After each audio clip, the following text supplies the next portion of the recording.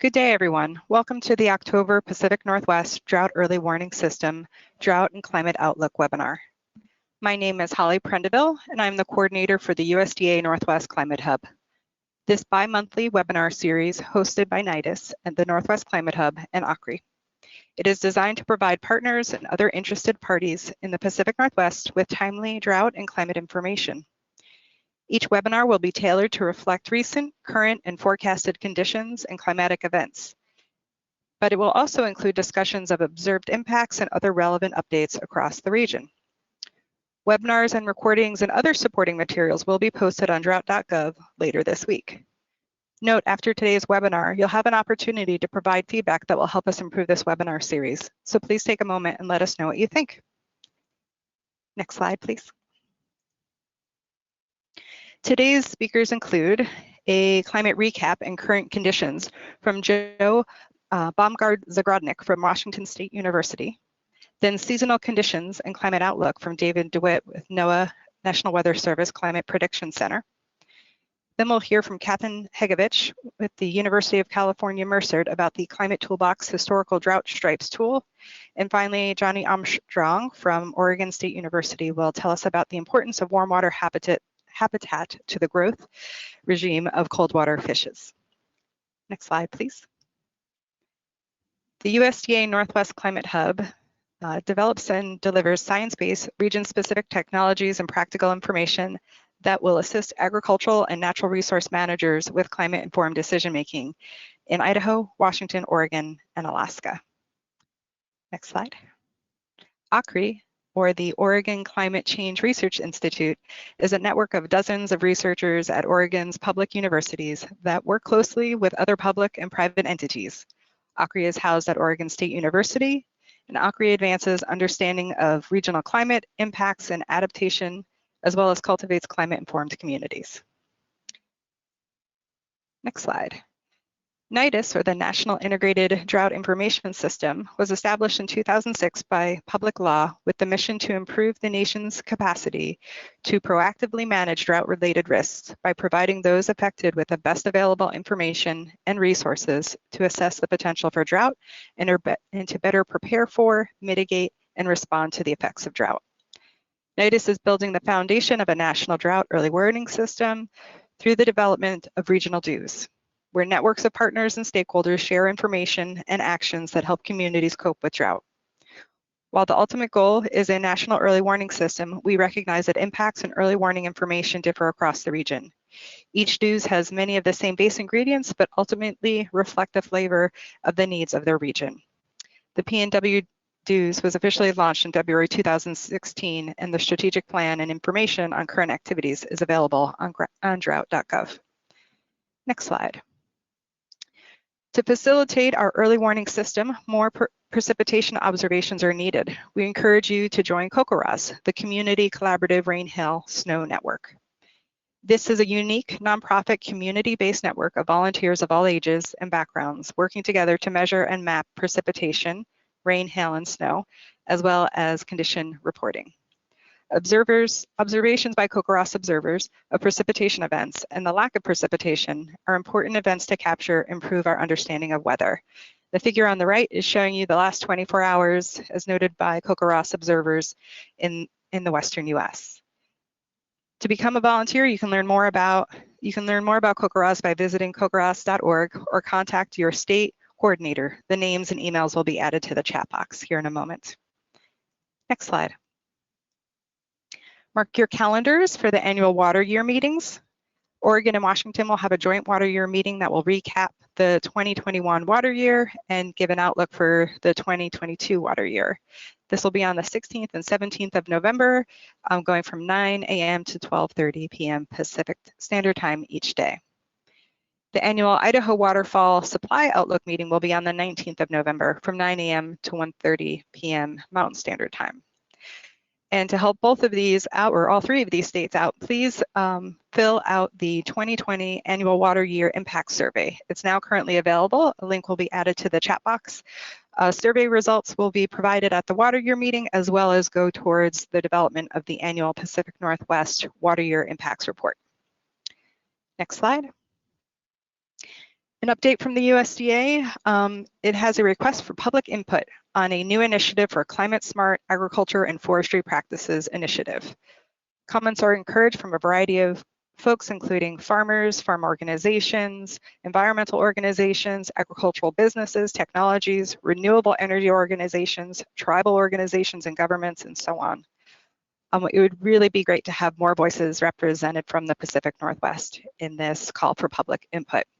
And in the chat box will be a link to the press release as well as the Federal Register, so you can provide your comment, which is due by the 1st of November. Next slide. We also just wanted to share a funding opportunity. FEMA has a grant program that opened on the 30th of September and it will close on the 28th of January at 3 p.m. Eastern Time. They have 2 competitive mitigation grant programs that provide states, local communities, tribes, and territories with funding to help mitigate activities to strengthen our nation's ability to build a culture of preparedness by reducing disaster losses and protecting life and property from future disaster damages. We'll add a link to this as well in the chat box. And with that, we'll go to our first presenter.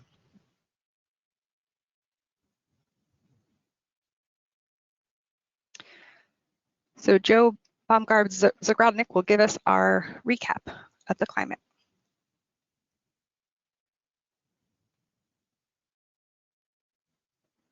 Muted. Hello. That should be better.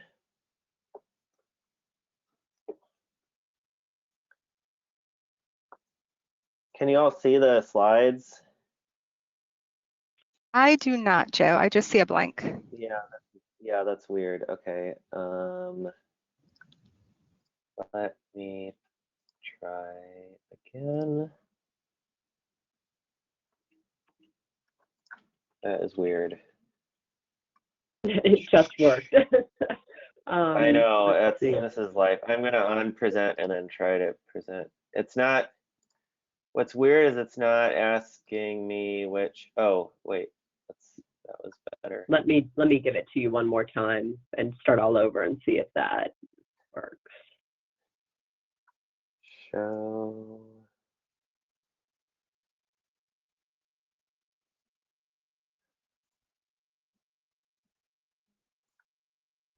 Oh, look at that. That's better. Perfect.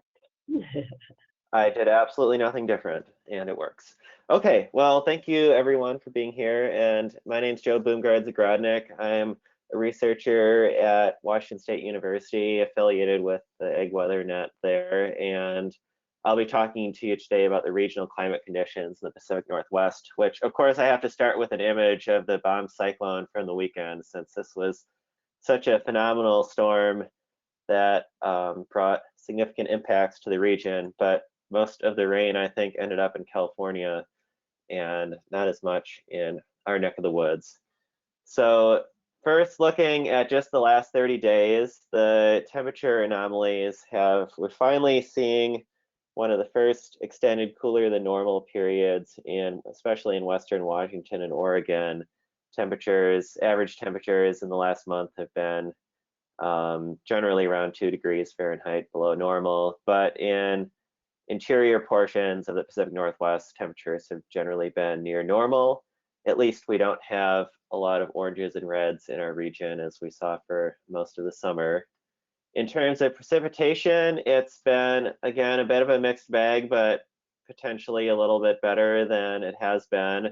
This 30-day map includes even yesterday, so you can already see the tremendous impact that the significant atmospheric river had in Northern California. And I'm sure even with another day on there, the percent of normal down there will be even more significant. But in our neck of the woods, generally, precipitation has been near to slightly below normal for the first month of the rainy season. So it's not quite as good as we might have hoped, but and there's a lot of regional variability, sub-regional variability, but I'll just kind of point out kind of the real central Washington, Wenatchee area got shadowed in the first atmospheric river that we had back in September, so that area is a bit less than normal, but at least there's been some precipitation. So kind of looking a little bit back further now over July, August, September period, so kind of following up from the previous update from Nick and Karen 2 months ago. Mean temperatures in the late summer, early fall were well above normal in this period.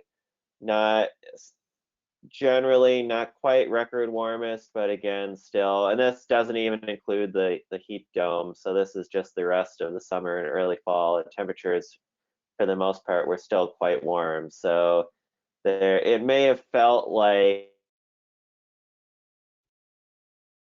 it was still a very warm summer and early autumn. And it was only in the last 30 days, like I showed, that temperatures have started to cool off relative to normal. If there is one area that didn't quite meet the bill, it's the far coastal portions of Oregon and Washington. There was fairly strong and persistent onshore flow in the summer, which kept things slightly cooler there. In terms of precipitation, again, generally near normal, maybe slightly above normal in far western Washington and Oregon, and slightly below normal in central and eastern Washington and central Idaho. Not really, it seemed, I think my impression of looking at these charts was that it felt rainier than it actually is. And I think it just felt like a nice transition after the summer to start getting some rain, but that's just kind of typically what we expect. And when we start talking about drought relief, we need more than just normal precipitation. And I think if October was included on these maps, even with the most recent storm, I don't think you'd see that much of a difference. So kind of what's going on the large scale, there has been a notable shift in the large scale pattern in the last several months. In the summer, in the last presentation, the 500 millibar anomaly was centered over the central United States. In August, we saw the large scale ridging shift offshore, which especially in the second, there was a brief heat wave early in August, and then in the second half of the month, a little bit cooler flow started to take over. And then in September, troughing replaced the ridging in the Gulf of Alaska, and a more persistent stormy pattern began to develop. So, and the October one is not available yet, but I think generally we've started to see more troughing, and certainly now with a record deep trough across the West Coast, I think, or offshore of the West in the Northeast Pacific, I think October will look similar to September. So now kind of stepping back a little bit and looking at the year to date, again, even with the last month being a little bit cooler on especially in coastal areas, it's still been close to record warmest across basically almost the entire Pacific Northwest. And not to mention the Pacific Northwest, but also much of the West in general. So not a very pretty picture here. And precipitation for the year, we've kind of returned now to near normal as a whole in Western Washington and far Western Oregon.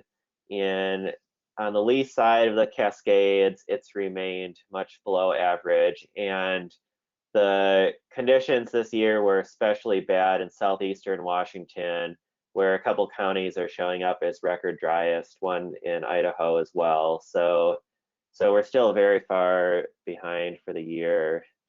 And I don't think it's getting pretty late in the year. So unless it's remarkably rainy in the next couple of months, I assume that the year ends will look similar to this. And in terms of how that is impacting the drought situation, unfortunately, the Drought Monitor, the most recent update, looks pretty similar to the one in August. Generally, the exceptional drought areas are in the same spot they were in August, and I'm sure there will be at least some improvement in California in the next update, but in our neck of the woods, and the other area of improvement that I'll point out is in Western Washington, where the abnormally dry conditions that we saw in late summer have improved. But east of the Cascade Crest in both Oregon and Washington are still in D4 exceptional drought. Southeastern Washington, northern Idaho, and then also a portion of the east central Idaho So so not really much. At least it hasn't gotten worse, I guess, is maybe one way to look at it. In terms of how much the probability of ending the drought over the next 6 months, which basically covers most of the rainy season, the severely hit areas are looking at less than a 5% chance of ending the drought altogether. And in terms of just having some improvement in drought in the right panel, the severely hit areas have a slightly higher percent chance, 5 to 20%, needing 115 to 130% of normal precipitation over the winter season. So that at least feels a little bit more achievable, to have some improvement, especially, and I'm sure we'll hear more about the outlook for the winter and the possibility of La Niña conditions, which will hopefully mean that we can have an above normal winter. But the odds of ending the drought entirely in these areas is pretty low over the course of this rainy season. And I think I added this graphic here to kind of illustrate that. There's a this just is a yearly accumulation plot from Pasco, Washington, but if you chose Spokane or Pendleton or any other area, Wenatchee, anywhere else in eastern Washington or Oregon, you'll see a similar story, that precipitation, there's been, after a rainy February, there's been very little precipitation. And in the last week, we've seen a couple storms and it feels good. Okay, we're getting some rain. We're kind of moving up a little bit. But at best, at least in Pasco, that's only brought precipitation up to about 50% of normal for the year. So you can just try and envision how many more of these stormy cycles would we need to get anywhere close to normal.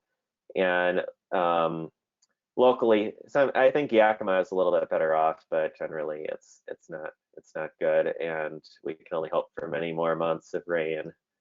So in terms of impacts, I work at WSU, so I hear a little bit about this. And I think Nick shared last time that the wheat crop was the worst in a very long time. Winter wheat was worse than spring, or sorry, winter wheat was a little bit better. I'm trying to think about, yes. So spring wheat, I think, benefited a little bit from the snow melt, the article says, whereas winter wheat, I think, was worse. I may have had that backwards. And barley also was the worst since 1977. So the wheat crop really depends on rainfall in the spring, which there was almost none of in southeastern Washington this year. Maybe one positive is that October is harvest month for tree fruit, pears and apples in particular. And this article just posted today, I believe, suggests that the pear harvest was very good this year. And the reason for that is that pear trees are not grown on small dwarf trees like apples. They're on these older mature trees that kind of have a full canopy, so they're a little more resilient to the heat. And apples also have more issues with sunburn. But apparently, my understanding is that, especially due to the lack of wildfire smoke as a positive, that the apple crop is apparently in pretty good shape as well. And I think the weather was pretty good for the harvest season, which helped as well. So things aren't as bad. They're bad for wheat and barley, but for apples and pears, at least, it looks like it's a decent year. So to wrap up, at least it finally rained, but recent rainfall has typical for early autumn, so we haven't seen that much in the way of positive anomalies. Maybe a week from now, it will at least be a little bit above normal, but not yet. Year-to-date totals, very ugly as a whole, especially east of the Cascades, with the worst conditions in southeast Washington, which again is right where that wheat crop is. The exceptional drought conditions persist in the same areas as the last update. And one positive is the abnormal dryness in western Washington has been erased. So that's what I've got. Thank you for your time. Thank you very much, Joe. Next, we'll hear from David DeWitt on the seasonal conditions and climate outlook. And if you have questions for Joe or any of our speakers, you can put them in the question and answer pod, and we will get to them at the end of the presentations. And I am trying to share this presentation, so give me a second.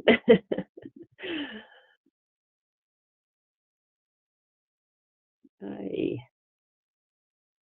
platform is definitely being finicky today. Okay, here we go. That looks better. See if I can get it there. Let me just switch to the slideshow. And apologies for the slight delay there, but I think we're good to go. Yes. Okay, great. Can you hear me? Yes, I can. Okay, super. Yeah, so as mentioned, I'm Dave DeWitt. I'm the director of the NOAA National Weather Service Climate Prediction Center, or CPC. Thanks for the opportunity to speak today. Next slide.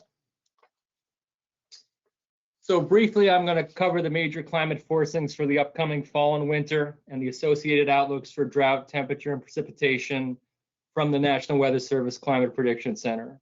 I'm also going to briefly describe a collaborative project between CPC and NIDIS to hopefully improve our existing drought outlooks. And then finally, I will summarize the key takeaway messages regarding the forecast. Next slide. So the major short-term climate driver that's going to impact the Pacific Northwest this fall and winter is La Niña, which is below normal sea surface temperatures in the central and eastern tropical Pacific. La Niña events are typically associated with an enhanced probability for above normal precipitation and below normal temperatures for much of the Pacific Northwest during fall and winter. Next slide. So in terms of the official outlook, which was released last Thursday, for fall, which defining here as November, December, January, the official outlook calls for an enhanced probability of above normal precip and near normal temperature for most of the Pacific Northwest.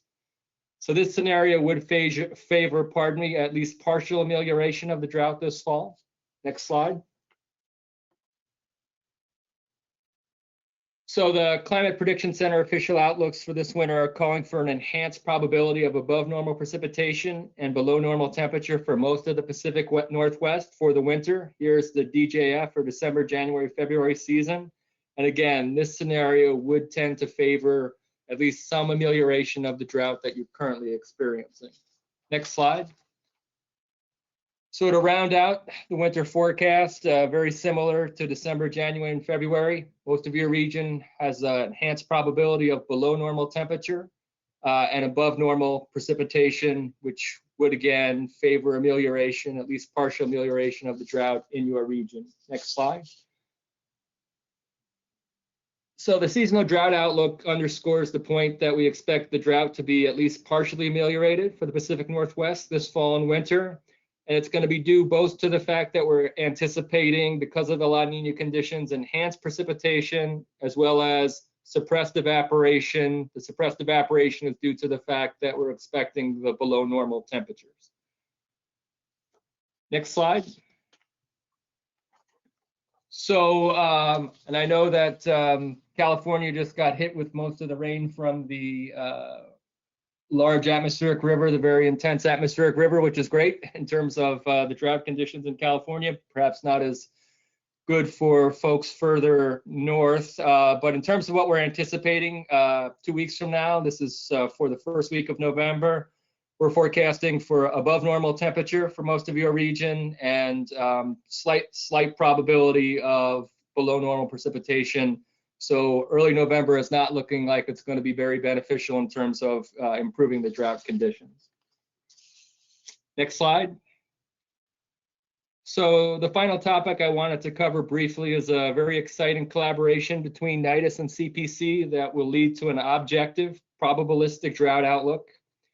Key features of this probabilistic drought outlook will include co-development with stakeholders to ensure that it's both useful and usable for them.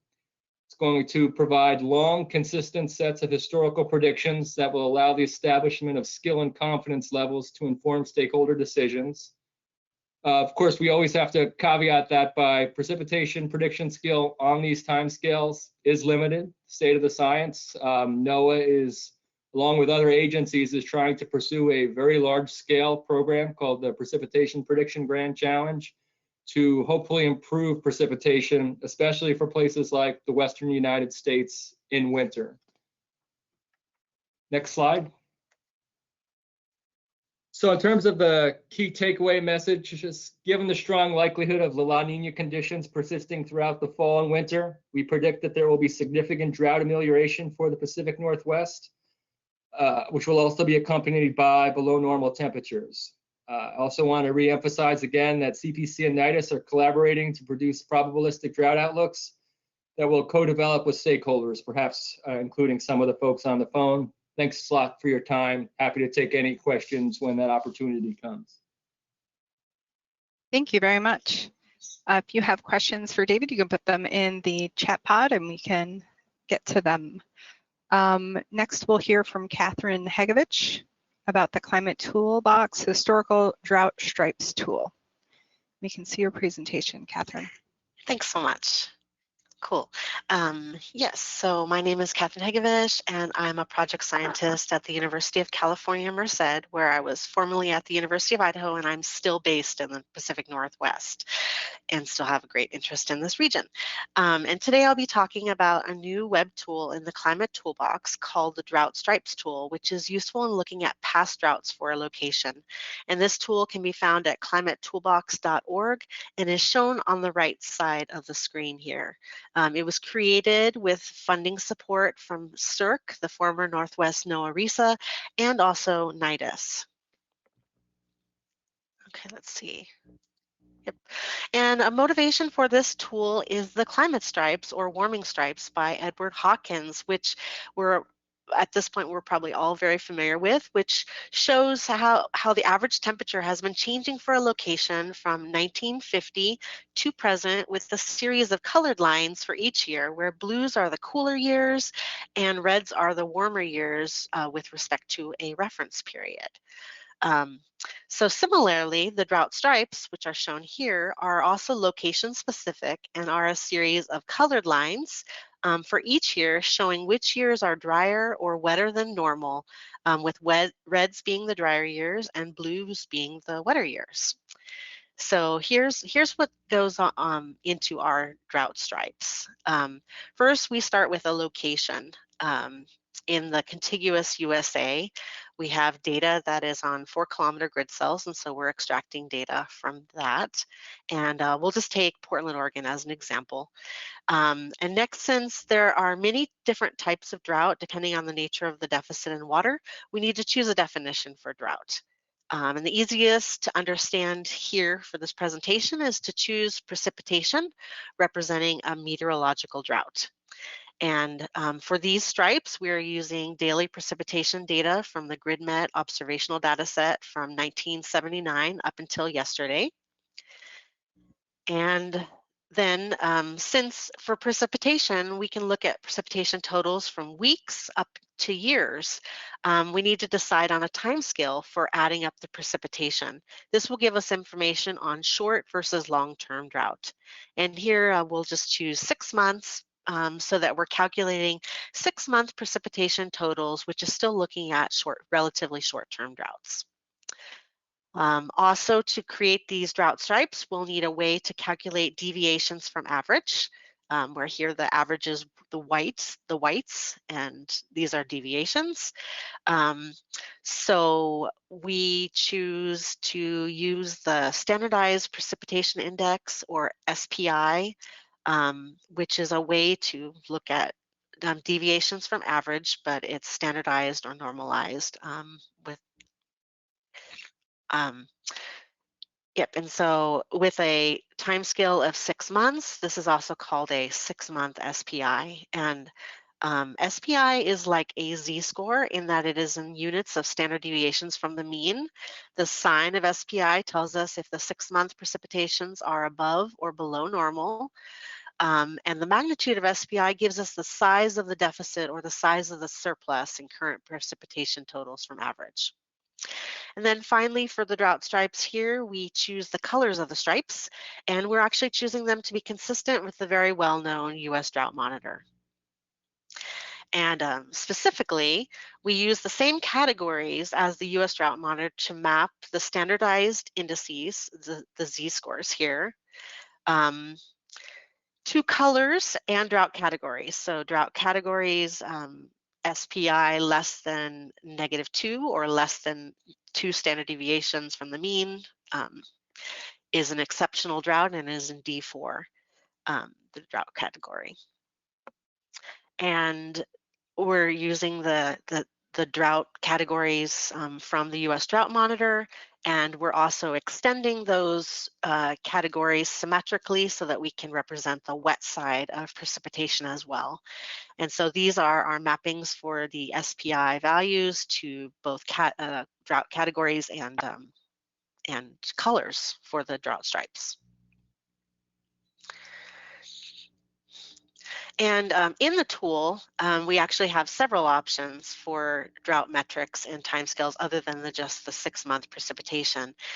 You can create drought stripes using precipitation or potential evapotranspiration. You can also use it creating the climatic water balance, which is the difference between precipitation and potential evapotranspiration, and is more like the usable water. And coming soon to the drought stripes tool is we'll have total runoff in the tool as well. And so this will allow the tool to represent potentially 4 different types of drought, from meteorological to hydrological drought here, where standardized indices are used for each of the variables in the tool. And for the timescales in the tool, you can choose from short-term drought timescales of 2 weeks, 1 month, 3 months, and 6 months, and long-term drought timescales of 9 months, 12 months, 2 years, and 5 years. So we,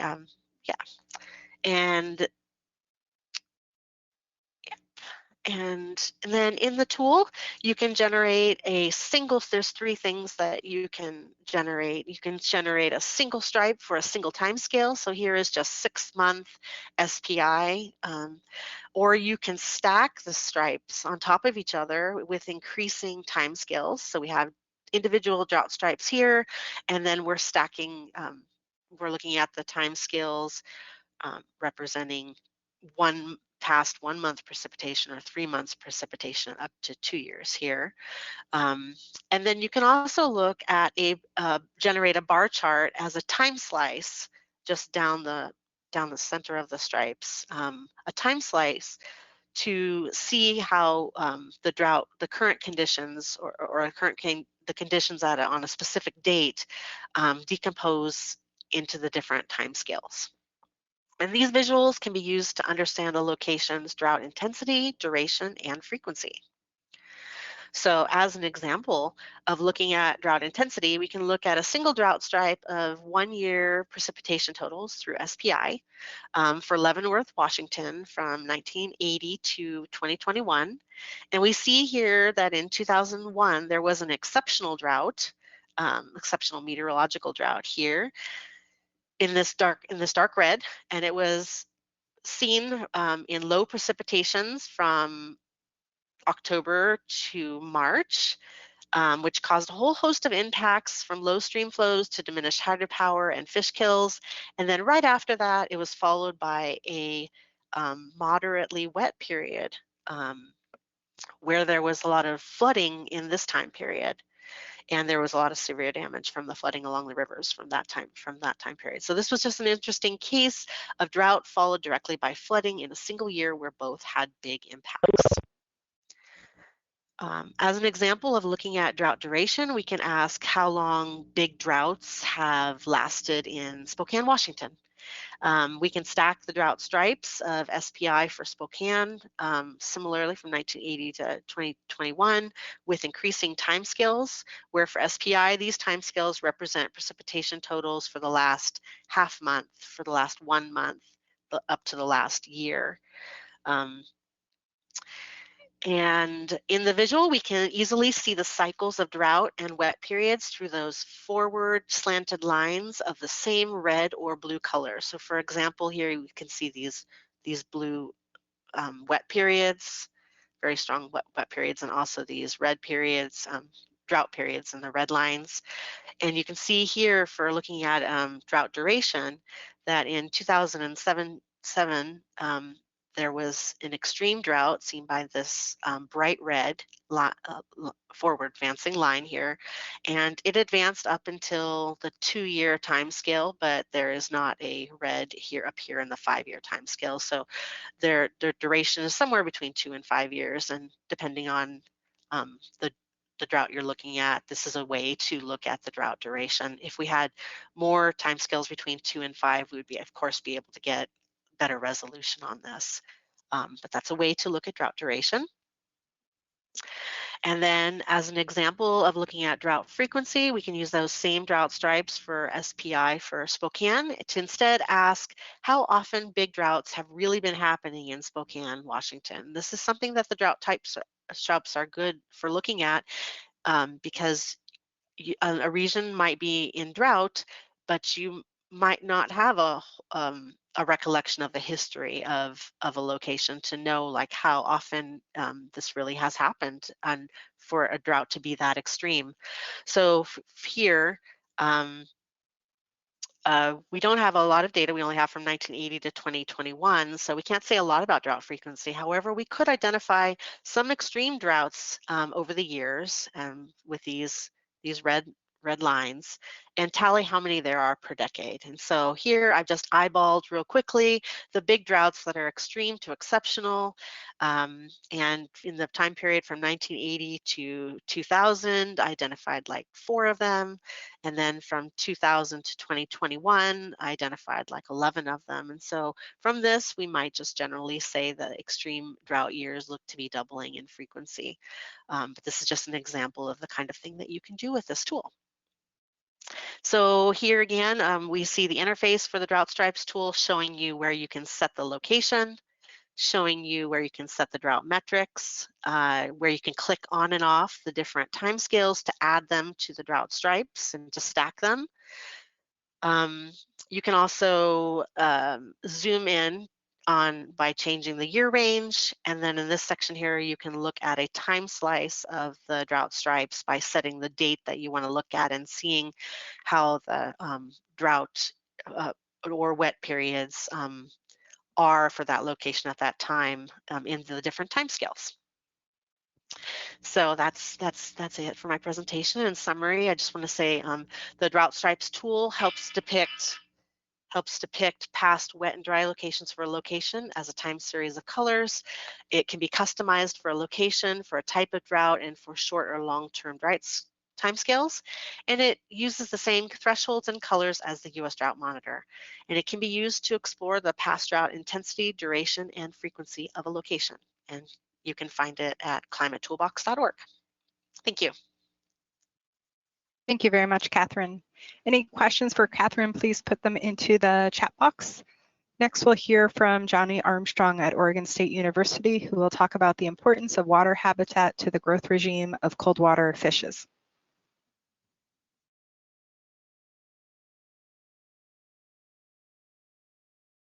All right, hello everyone. Can folks hear me okay? We can hear you and we're starting to see your screen. You just need to put it in display mode. Thank you. Awesome. Okay, can you see it now in display mode? Yes.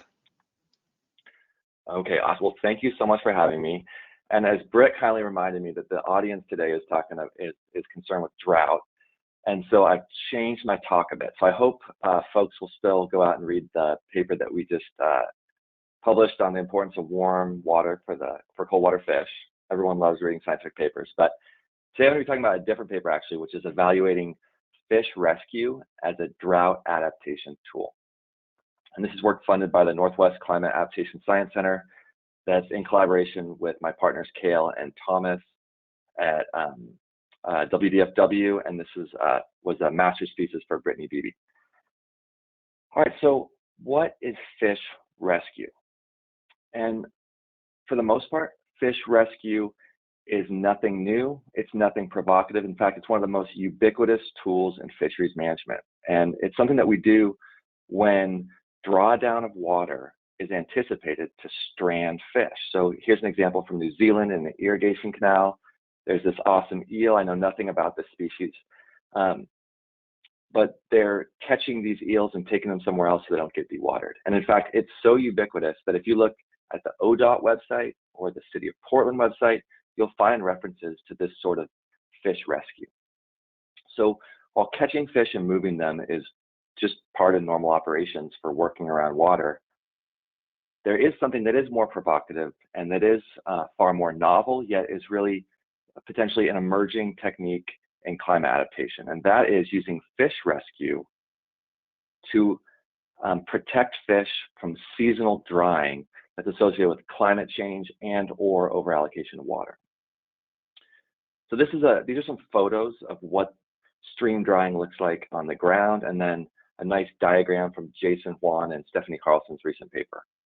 So you can see here, over the course of the summer, in places that have a Mediterranean climate or perhaps a rain-dominated hydrology, such as the Coast Range or the Cascade foothills here in the Pacific Northwest, oftentimes tributary streams that started out as a continuous ribbon of water like this, over the course of summer, they dry up to the point where there's just a few wetted pools remaining and long stretches of dry stream bed. You can see here, here's one of these fragmented pools. This one is full of threatened coho salmon juveniles. And then you can see Brittany here walking up this long stretch of stream that's run dry. And you can imagine if you're a local concerned resident here that likes fish, or if you're a manager that's tasked with protecting the fish in this basin, this is really troubling, especially if you see fish holding in pools that are going to dry up, particularly for ESA-listed fish like the coho salmon in Southwest Washington or in California. So increasingly what folks are doing, and this can be like grassroots organizations or even state agencies, is they're trying to take fish from habitats before they dry up and move them to places that won't dry up or take them into captivity.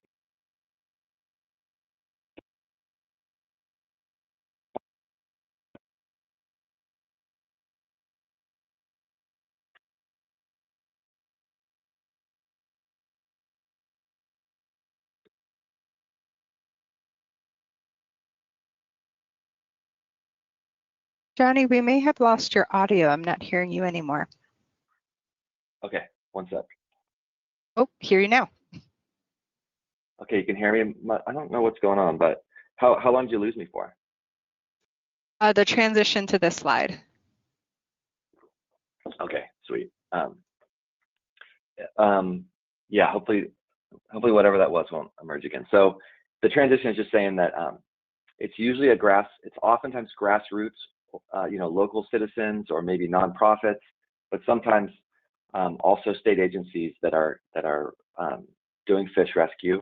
And we got a grant to evaluate a particular program, which is called Northwest Wild Fish Rescue, that's in Southwest Washington.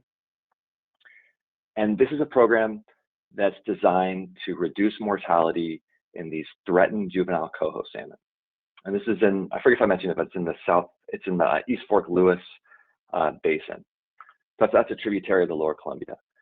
And so here fish are collected in the spring before streams dry up, then they're moved to a captive rearing facility, and they're actually held not just for the summer, but for the entire next winter, and then released as smolts the following spring. So it's a whole year of holding them. And the assumption here is that there's virtually no survival in the wild because the stream drying is so severe. And so this is not a tool that's sort of tuned to a given year's drought condition, but instead fish are going out, as you can see in this picture, when the stream is still high in the spring, and getting as many fish as they can to reduce mortality as much as possible.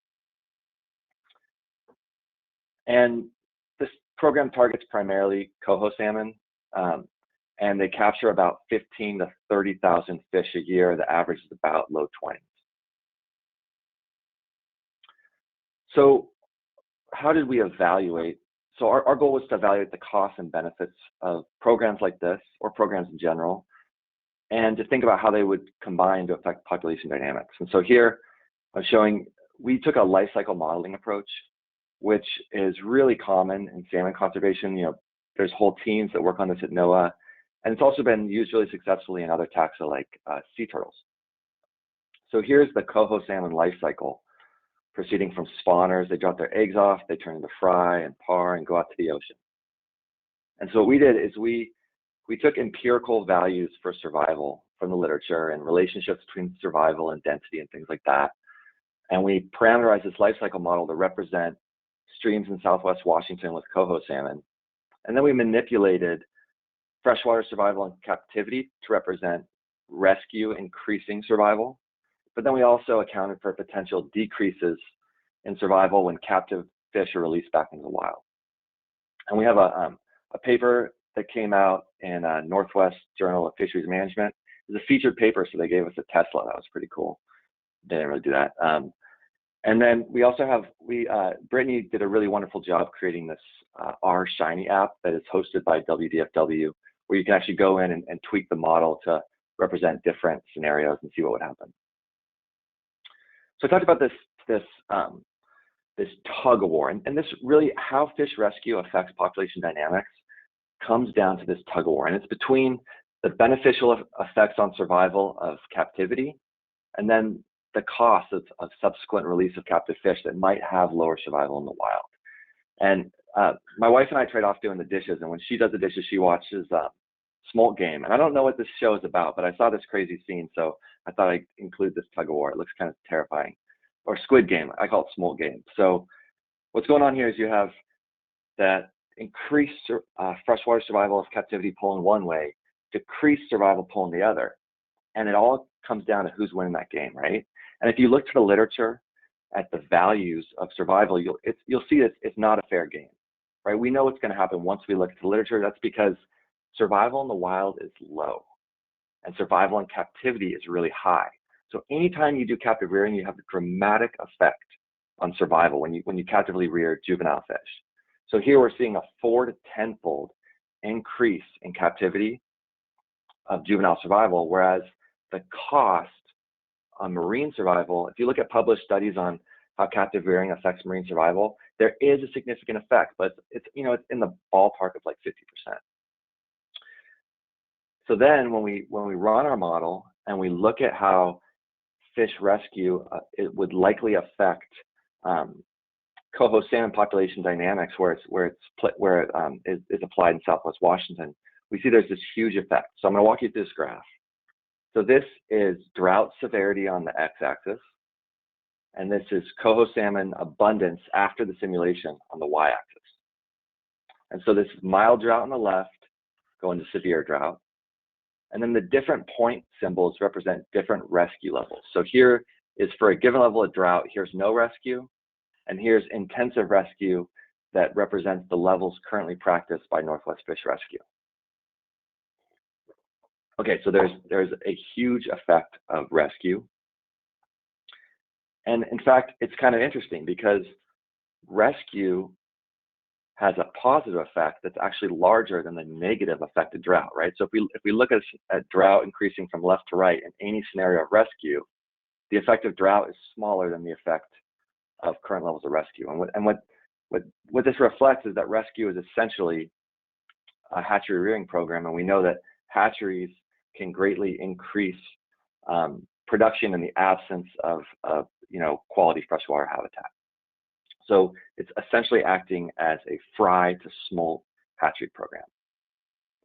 So there's potential concerns there that I'm going to address. And I also want to note that in terms of thinking about whether fish rescue represents a drought adaptation tool, let's look at the slope of these lines. And that might seem kind of esoteric, like for something about A and B from linear regression, but this has meaning here, right? The slope in any rescue level represents the effect of drought on coho salmon abundance. And here what you can see here is the slopes are the same. And what that means is that rescue is not dampening the effect of drought. It's just boosting the overall abundance of fish, if that makes sense. And so again, I think what this suggests is that rescue doesn't really act as a drought adaptation tool so much as a supplementation program.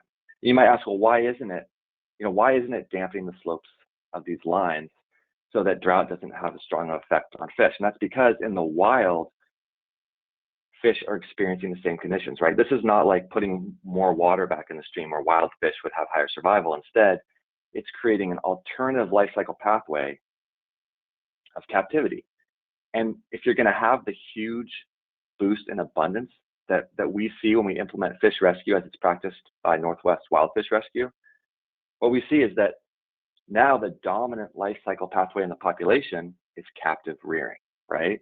So the fish in the wild are a small proportion of the abundance compared to the ones that are going through captivity every generation. Now, the reason why this is so what you see here is you do get the benefit of way more fish, right? But a potential downside is if we look at what we know about the effects of captive rearing on salmon.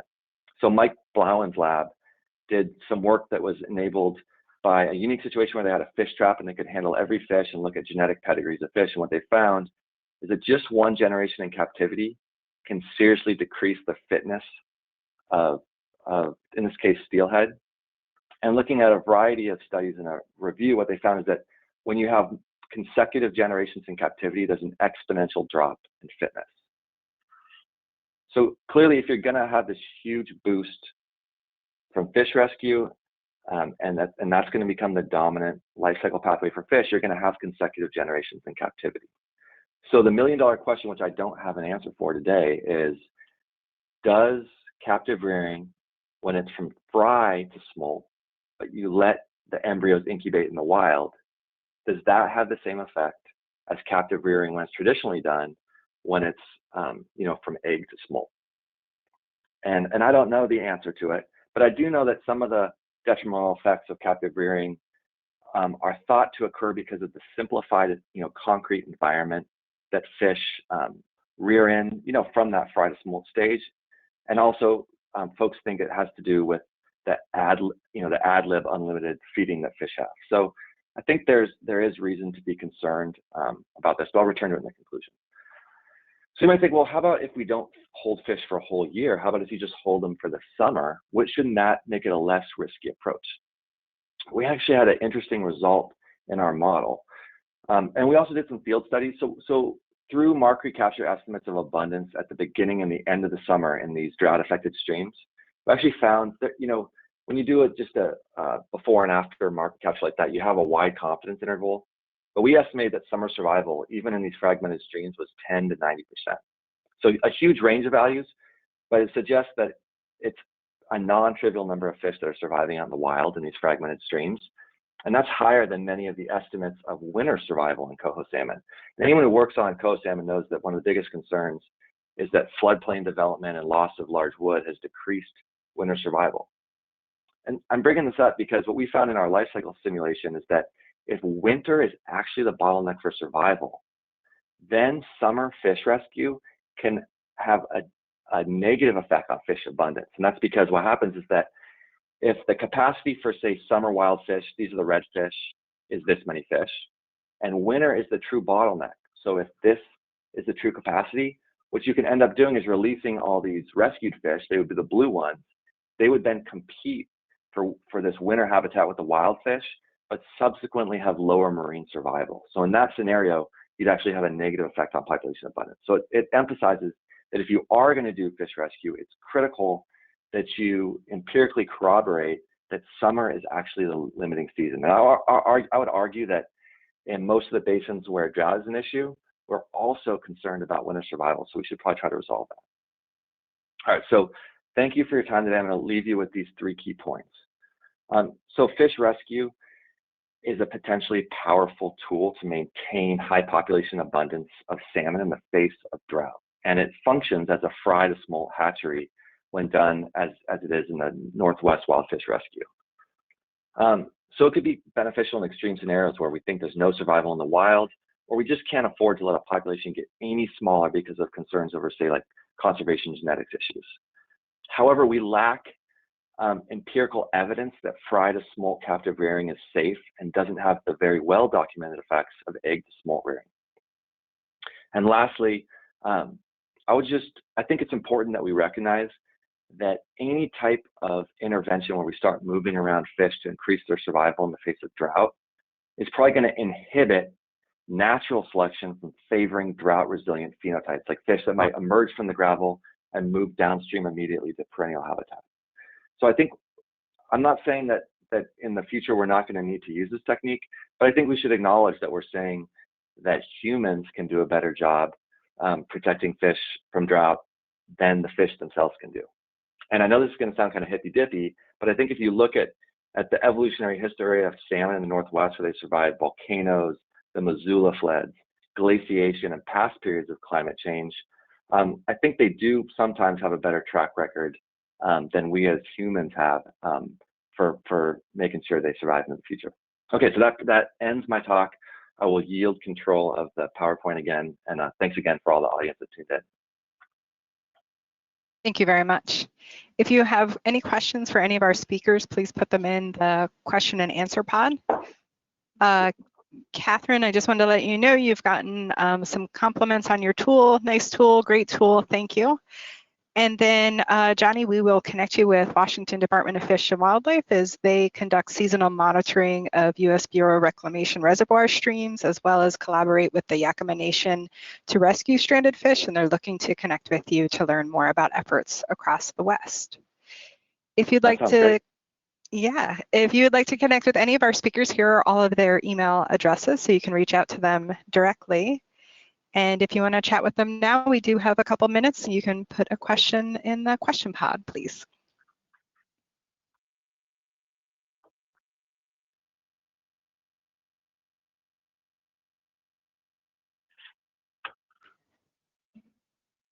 Well, I'm seeing no additional questions, so I'll give you all a few minutes back to your day. Thank you very much for joining us, and also mark your calendars for our next webinar on the 13th of December.